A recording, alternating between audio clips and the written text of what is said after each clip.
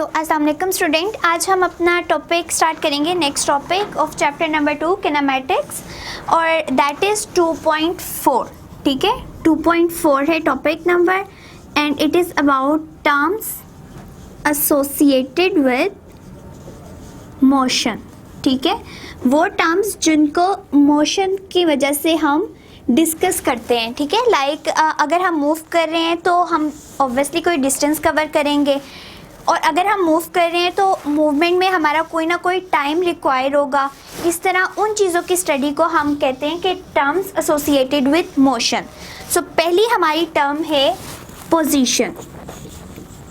ठीक है, पोजीशन में क्या होता है कि देखें, पोजीशन ही हमें मोशन का बताती है बेसिकली, क्योंकि पोजीशन इज़ दैट पॉइंट, ठीक है, जहाँ से आप एक अपना रेफरेंस पॉइंट सिलेक्ट करते हैं और जिस जगह पे आपने जाना होता है या कोई आपकी डेस्टिनेशन होती है उस फाइनल पॉइंट तक के डिस्टेंस को पोजीशन कहते हैं। ठीक है, इसकी डेफिनेशन ये है कि the term position describe the location of the place और a point with respect to some reference point. ठीक है, किसी रेफरेंस पॉइंट से जो आप अपने फाइनल पॉइंट तक का जो पॉइंट लगाते हैं उसके दरमियान का डिस्टेंस आपकी पोजीशन को लोकेट करता है। सिंपल अगर हम देखें कि ये ओरिजिन है, ठीक है, ओरिजिन क्या होता है, वो प्लेस जहाँ से आपने अपनी डेस्टिनेशन को स्टार्ट करना है या आप अपनी ऑब्जर्वेशन वहाँ से स्टार्ट कर रहे हैं। ठीक है, दैट इज़ ओरिजिन। इसको रेफरेंस पॉइंट भी कहते हैं, रेफरेंस पॉइंट। रेफरेंस पॉइंट या ओरिजिन के थ्रू आप जिस भी ऑब्जेक्ट को या प्लेस को लोकेट करते हैं उस चीज़ को आप कहते हैं पोजीशन। ठीक है, ये उसकी पोजीशन है कि इस ओरिजिन से हमने देखना शुरू किया और ऑब्जेक्ट इस प्लेस पे पड़ा हुआ था तो हमने इस टर्म को क्या कह दिया है, पोजीशन लोकेट कर रहे हैं। इसी तरह अगर आप अपने घर में बैठे हैं, ठीक है, तो आपका घर क्या होगा, ओरिजिन। आप अपने घर से अपने स्कूल तक का या कॉलेज का या कहीं का भी जो है डिस्टेंस मेजर करना चाहते हैं तो वो आपका घर जो है वो रेफरेंस पॉइंट होगा और आपकी पोजीशन किस तरह से लोकेट होगी कि वो जो डिस्टेंस आएगा बिटवीन दीज टू ऑब्जेक्ट्स और बिटवीन दीज प्लेसेस। ठीक है, तो पोजीशन हमें हमेशा किस तरह एक रेफरेंस पॉइंट चाहिए होता है, एक ओरिजिन चाहिए होता है जिससे हम अपनी पोजीशन को बता सकते हैं कि इस टाइम हमने इस जगह पे जाना है।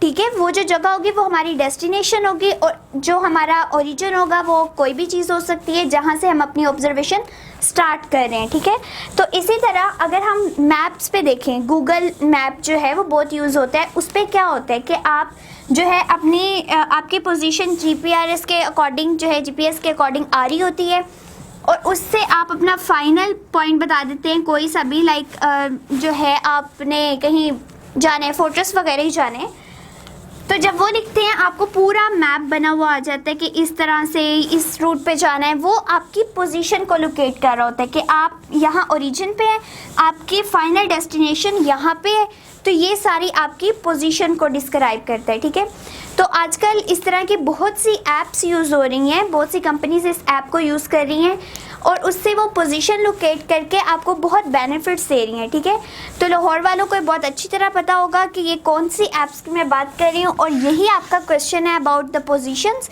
कि वो कौन सी ऐप्स हैं या वो कौन सी कंपनीज हैं जो आपकी पोजीशन को लोकेट करते हुए आपको बहुत सारी फैसिलिटीज़ प्रोवाइड कर रही हैं।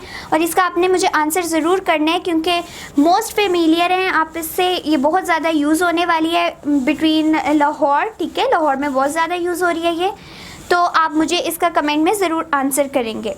The next term is about distance and displacement. Distance and displacement, इसमें क्या होगा कि अगर आप देखें, आप जब डिस्टेंस कवर करते हैं उसका क्या मतलब होता है कि ऑब्वियसली आप मूव किए हैं तो आपने कोई डिस्टेंस कवर किया है।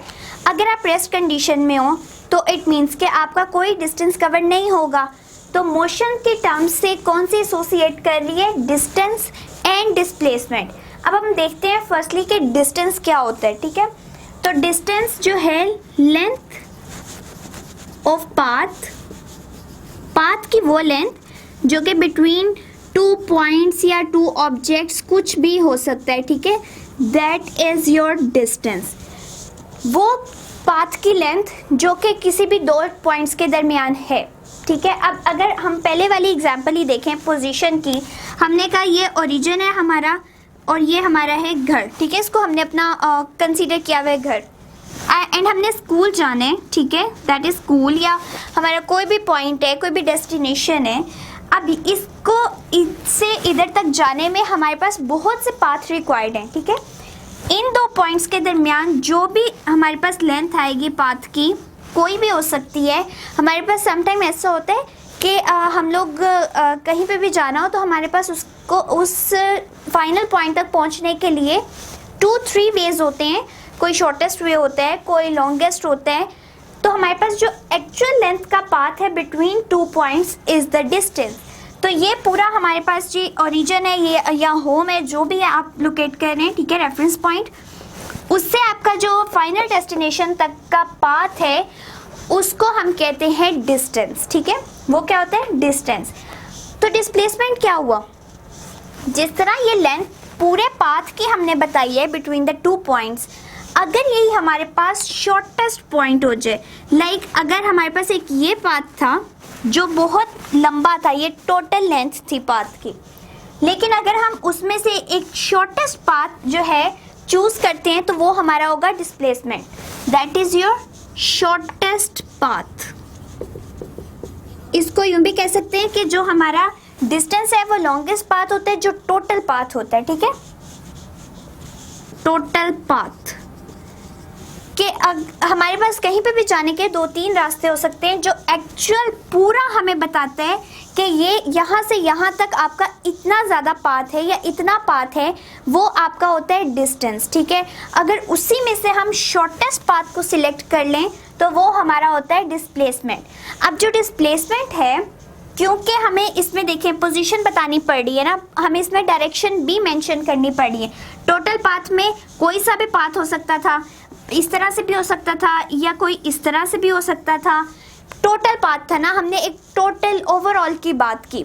बट अब उसके अंदर से जब हम थोड़ा सा पाथ जो है अलहदा कर रहे हैं कि ये भी हमारे पास शॉर्टेस्ट पाथ है, तो उस शॉर्टेस्ट पाथ को बताने के लिए हमें उसकी डायरेक्शन को मेंशन करना पड़ेगा कि अगर वो है तो वो किस साइड पे है। जिस तरह यहाँ नॉर्थ, साउथ, ईस्ट, वेस्ट, तो ये shortest path east and north के दरमियान है, ठीक है, इन दो के दरमियान है। इसलिए हमें यहाँ पे मेंशन करना पड़ेगा कि ये जो चीज़ है कि जो शॉर्टेस्ट पाथ है उसके लिए हमें डायरेक्शन रिक्वायर होती है। तो डिस्प्लेसमेंट क्या होता है कि डिस्टेंस ही होता है, बट ये शॉर्टेस्ट पाथ होता है।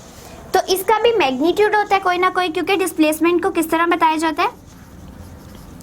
डिस्प्लेसमेंट के लिए भी हम इसी तरह कहते हैं कि इतने मीटर्स या इतने मीटर पर सेकेंड्स, वो तो वेलोसिटी हो जाती है ना, इतने मीटर्स, ठीक है, इतने मीटर्स या कुछ भी, तो वो मैग्नीट्यूड है, ठीक है। 18 is a magnitude. But displacement के लिए हमें बताना पड़ता है टूवर्ड्स नॉर्थ या ईस्ट या वेस्ट या कुछ भी, ठीक है। तो ये जो है डिस्प्लेसमेंट, जिस तरह हमने अपने लास्ट टॉपिक में स्केलर एंड वेक्टर्स की बात की थी, तो displacement is a vector quantity, ठीक है, ये एक वेक्टर क्वांटिटी है। इसलिए जब भी हम डिस्प्लेसमेंट का डी लिखते हैं, या तो वो बोल्ड लिखते हैं क्योंकि ये वेक्टर रिप्रेजेंटेशन है, या डी के ऊपर हम इस तरह एरो लगा देते हैं, या सिंपली एक बार लगा देते हैं। अब हम देखेंगे कि इनके फॉर्मूलाज क्या होते हैं, क्योंकि डिस्टेंस और डिस्प्लेसमेंट क्या है, सिंपली एक पाथ है, तो इसका बेसिकली कोई फॉर्मूला नहीं है, बल्कि distance is calculated in metres, ठीक है। Similarly displacement is also considered in metres और मिलीमीटर्स, सेंटीमीटर्स, ठीक है। बट होता क्या है कि हमारे पास डिस्टेंस पूरा पाथ होगा, और अगर उसमें से हमने एक अपना छोटा या शॉर्टेस्ट पाथ सिलेक्ट किया है कि हम अपनी डेस्टिनेशन पे या कहीं पे भी जल्दी पहुंच जाएं, तो वो शॉर्टेस्ट पाथ हमारा होगा डिस्प्लेसमेंट। और डिस्प्लेसमेंट जो है वो एक वेक्टर क्वांटिटी है, क्योंकि इसके लिए हमें जो डायरेक्शन को मेंशन करना बहुत ज़रूरी होता है। एंड इन दोनों के ही जो है यूनिट्स वो सेम है, क्योंकि ये पाथ को शो कर रहे हैं, एक लेंथ को शो कर रहे हैं, तो ये होगा मीटर्स एंड मीटर्स, ठीक है। The next term will be speed and velocity.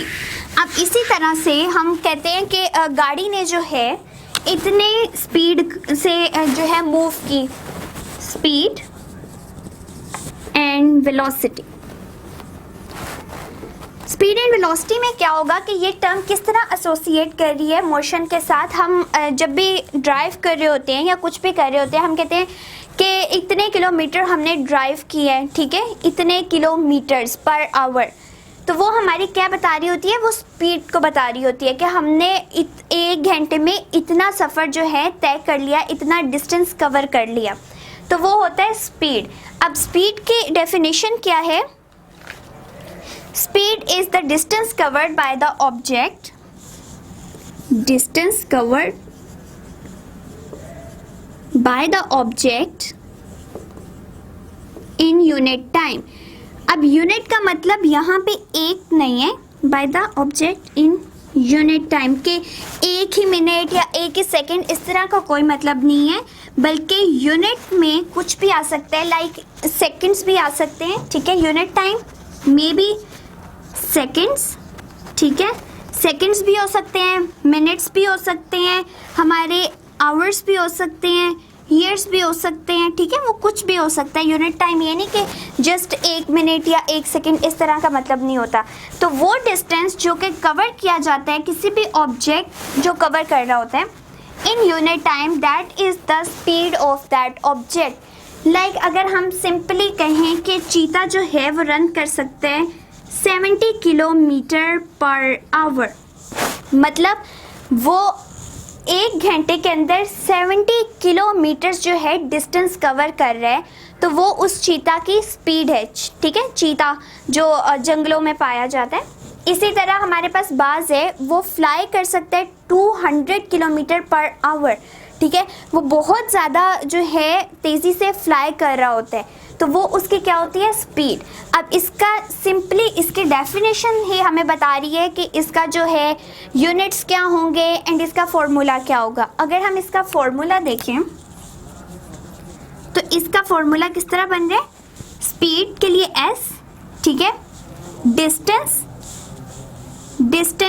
Is distance over time,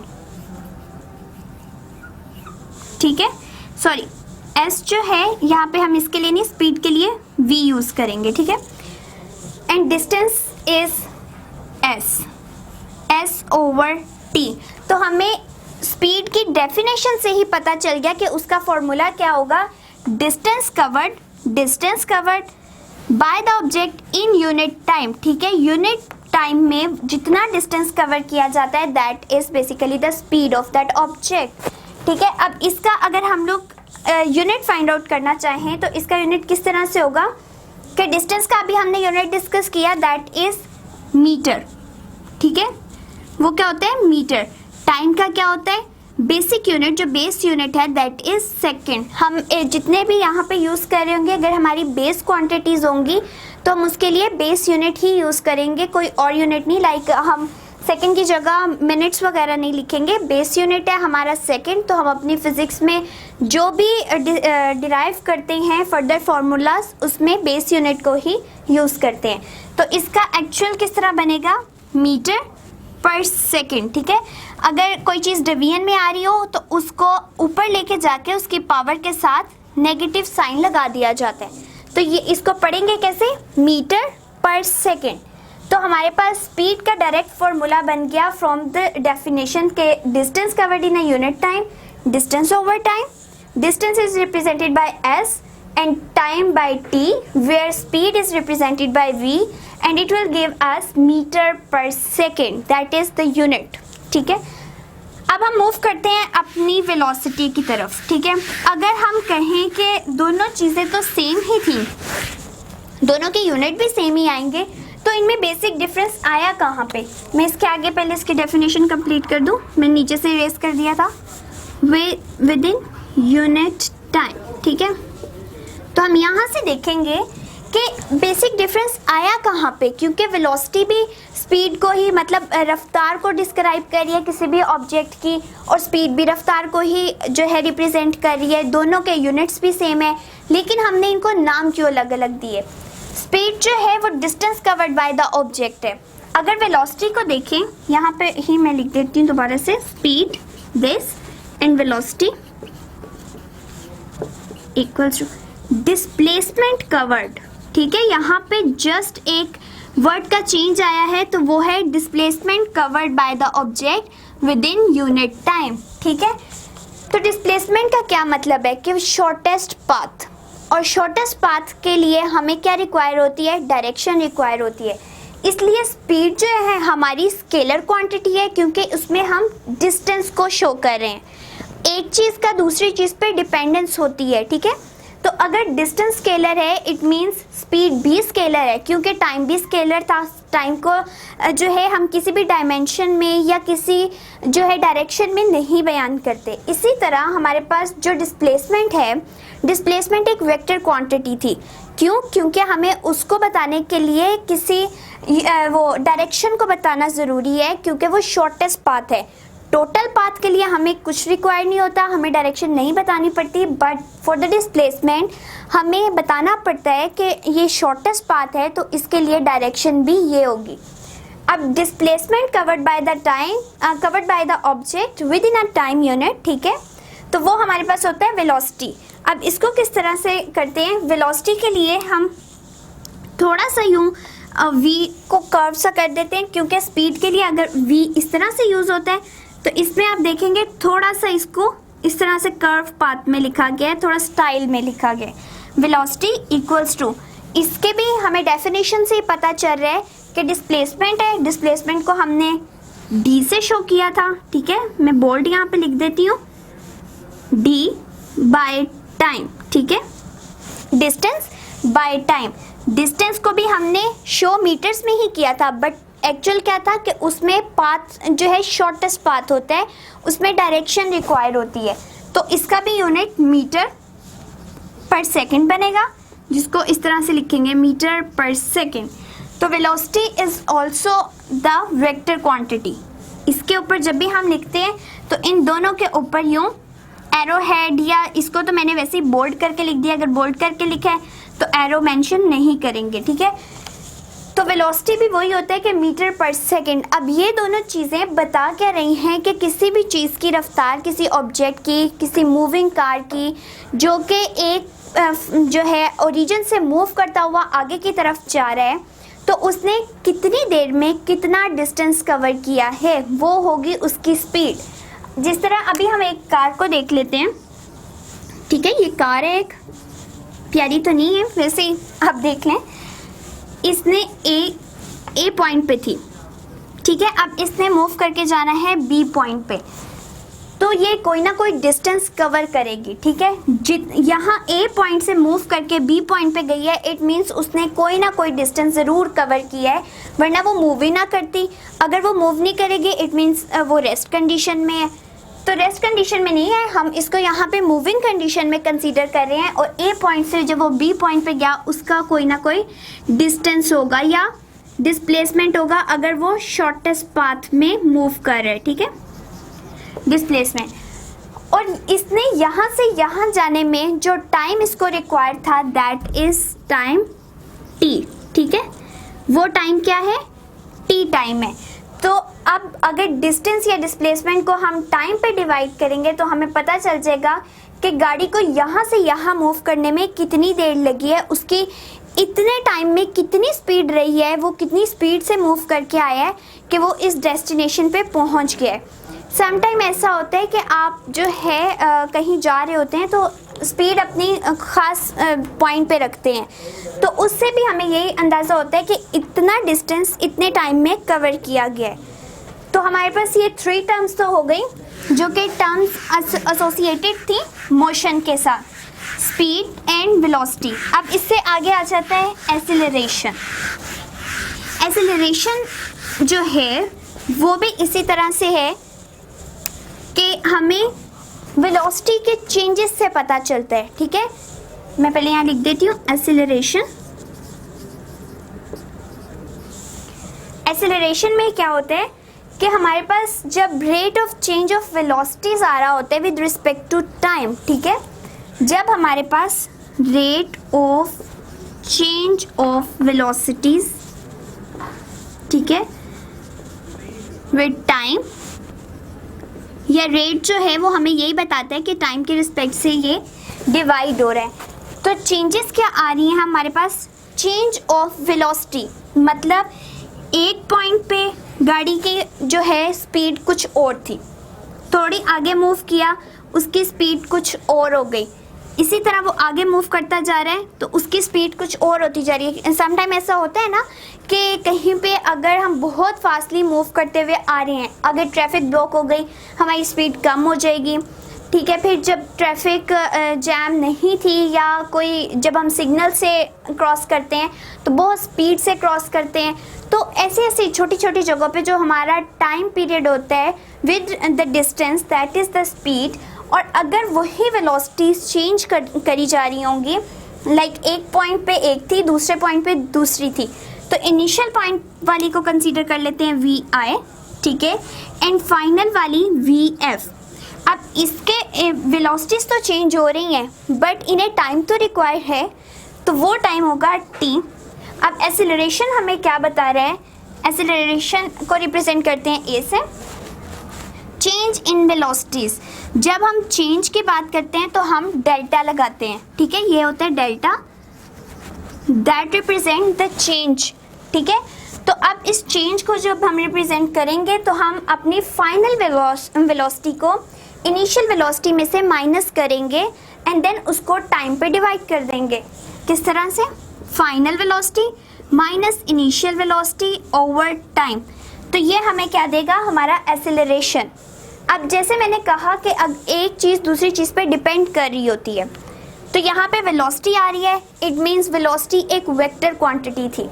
अगर ये वेक्टर क्वांटिटी थी तो acceleration must be a vector quantity, तो एक्सेलरेशन भी हमारे पास एक वेक्टर क्वांटिटी है। इसको बताने के लिए हमें डायरेक्शन बताना ज़रूरी होती है। इसको मैं अभी फर्दर एक्सप्लेन करूँगी कि हमें किस तरह से डायरेक्शन रिक्वायर होती है, ठीक है। अब हम इसके यूनिट को डिस्कस कर लेते हैं, क्योंकि वेलोसिटीज़ का यूनिट अभी हमने डिस्कस किया वो होता है मीटर पर सेकेंड। अगेन टाइम से डिवाइड हो रहा है, एक और एस आ जाएगा, ठीक है, इट मीन्स 2 एस हो गए। अब वो भी डिवीजन में आ रहा है तो इसको ऊपर ले जाएंगे, मीटर पर सेकेंड, एंड देन सेकेंड -1, क्योंकि इसकी पावर ऊपर जाके माइनस हो जाएगी। अब ये जब ऐड होंगे तो ये क्या देंगे हमें, मीटर पर सेकेंड स्क्वायर। तो एक्सेलरेशन का यूनिट होता है मीटर पर सेकेंड स्क्वायर।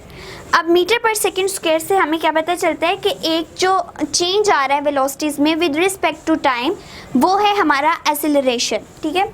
तो आप कंसीडर करते हैं कि जब यूनिफॉर्म होगी कोई चीज़, यूनिफॉर्म मोशन से मूव कर रही होगी, तो तब उनमें क्या चेंजेस होंगे और उनको किस तरह डिस्क्राइब किया जाएगा। जिस तरह हमारे पास आ जाता है यूनिफॉर्म स्पीड, यूनिफॉर्म मतलब एक जैसा, ठीक है, इसका मतलब होता है एक जैसा। अब यूनिफॉर्म स्पीड का मतलब ही ये होगा कि जब इसका हम एक्चुअल फार्मूला देखते हैं पहले तो, कि that is distance s over t। अगर ये डिस्टेंस इक्वल रहे इन equal interval of time, equal distance equal interval of time, equal time, इसका क्या मतलब होगा कि अगर हम देखें इसी तरह शो कर लेते हैं, हम लोगों ने 5 मिनट में एक डिस्टेंस कवर किया है 2 मीटर्स, ठीक है। तो अगला अगर हम 10 मीटर्स लें तो उसमें हम 4 मीटर्स मस्ट कवर करें। इक्वल इंटरवल था और इक्वल डिस्टेंस कवर किया तो वो हो जाएगी हमारी यूनिफॉर्म स्पीड। इसी तरह अगर हम 15 पे ले लें तो यहाँ पे हमारे पास मस्ट 6 मीटर्स जो है हमने डिस्टेंस कवर किया होना चाहिए, तो वो होती है हमारी यूनिफॉर्म स्पीड कि इक्वल डिस्टेंस कवर किया जाए इन इक्वल इंटरवल ऑफ टाइम, और पाथ चाहे छोटा हो या बड़ा हो उससे कोई कंसर्न नहीं है, बट इक्वल डिस्टेंस ज़रूर कवर होना चाहिए in equal intervals of time. इसी तरह अगर वेलोसिटी की बात करें तो सिंपली यहाँ पे चेंज आ जाएगा डिस्प्लेसमेंट का, वेलोसिटी, एंड यहाँ पे पहले हम मेंशन कर लेते हैं यूनिफॉर्म वेलोसिटी, उसमें भी इसी तरह से होगा कि इक्वल डिस्प्लेसमेंट, क्योंकि स्पीड में डिस्टेंस आता है तो हमने वहाँ पे डिस्टेंस लिखा था, अब वेलोसिटी में आता है displacement. Displacement over time, it means कि वेलोसिटी अगर यूनिफॉर्म है तो इक्वल डिस्प्लेसमेंट कवर होना चाहिए इक्वल इंटरवल ऑफ टाइम्स में। उसी तरह से एग्जांपल लेंगे कि अगर यहाँ पे हमारा 5 मिनट्स में 2 मीटर्स कार एक जो है मूव कर रही है, तो उसकी 10 मिनट्स के बाद 4 किलोमीटर्स उसने या 4 मीटर्स जो है डिस्टेंस वो कवर करे। इक्वल इंटरवल्स रहे, 2 के बाद 4 है तो 4 के बाद 6 के बाद 8, तो इक्वल इंटरवल में डिस्टेंस जाए in equal intervals of time, तो उसको हम कहेंगे यूनिफॉर्म वेलोसिटी। इसी तरह नेक्स्ट टर्म अगर हम देखें तो हमने एक्सेलरेशन को कंसीडर किया था, एंड उसमें अगर देखें तो यूनिफॉर्म एक्सेलरेशन मीन्स कि उनका जो वेलोसिटीज़ का चेंज है, वेलोसिटी चेंज वो इक्वल रहे इन equal interval of time. Equal change in velocity over equal time.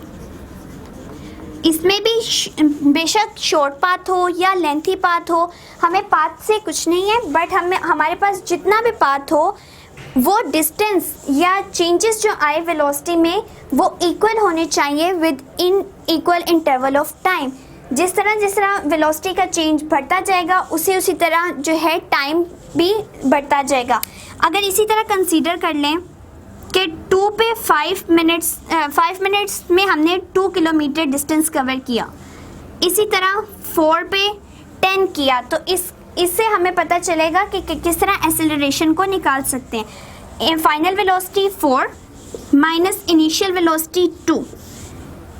Final time हमारे पास 10 था एंड इनिशियल टाइम 5, तो उससे हमें काफ़ी आइडिया हो जाएगा कि अगर जो इसका आंसर आएगा वो आप बाद में भी किसी और पॉइंट पे भी निकाल के देखेंगे, 2 पॉइंट्स पे डिस्टेंस लेके देखेंगे या वेलोसिटीज़ का चेंज लेके देखेंगे तो वो बिल्कुल इक्वल आएगा। It means equal change in velocity हो in equal interval of time, तो उसको कहते हैं यूनिफॉर्म एक्सेलरेशन। अब एक्सेलरेशन क्योंकि डायरेक्शन इसके लिए ज़रूरी होती है बताना, तो इसको इस तरह से बताया जाता है कि acceleration must be in the direction of velocities, क्योंकि ये वेलोसिटीज़ पे डिपेंड कर रहे हैं, चेंज इन वेलोसिटीज़ पे। तो अगर वेलोसिटी बढ़ रही होगी, चेंज इन वेलोसिटी इंक्रीज़ हो रहा होगा, तो एक्सेलरेशन भी इंक्रीज़ हो रहा होगा।